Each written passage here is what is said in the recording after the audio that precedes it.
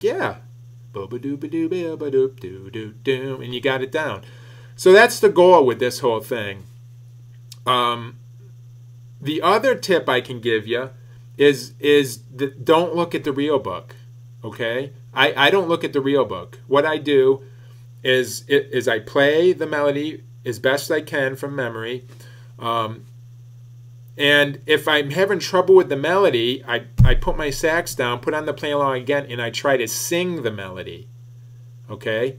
Now, it's funny because 9 times out of 10, the part I was having trouble with when I was playing is the part I have trouble with singing. I'll get to that point, and now my pitches will be like, where's it? Where's it go? Where? And my singing will be off. But if I can nail the singing, okay, that's it. I got the singing down, and go back to playing my sax, I have it. I can play it. I can figure it out.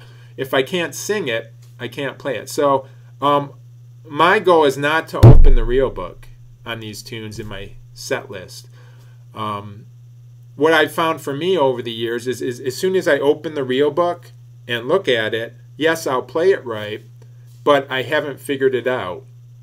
So on the gig, if I'm playing a gig and I have trouble with a melody or with the chords or soloing, I'm going to want to look at my real book. But you can't do that on a gig. It's not like you can right in the middle of playing, bend over, get your bag out, open your book and look. And you can't do that. You got to figure it out on the gig.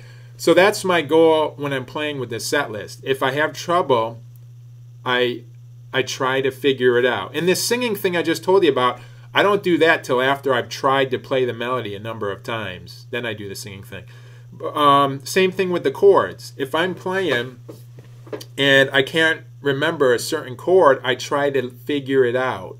I use my ear to okay, what's the bass playing? What does that sound, major or minor or dominant?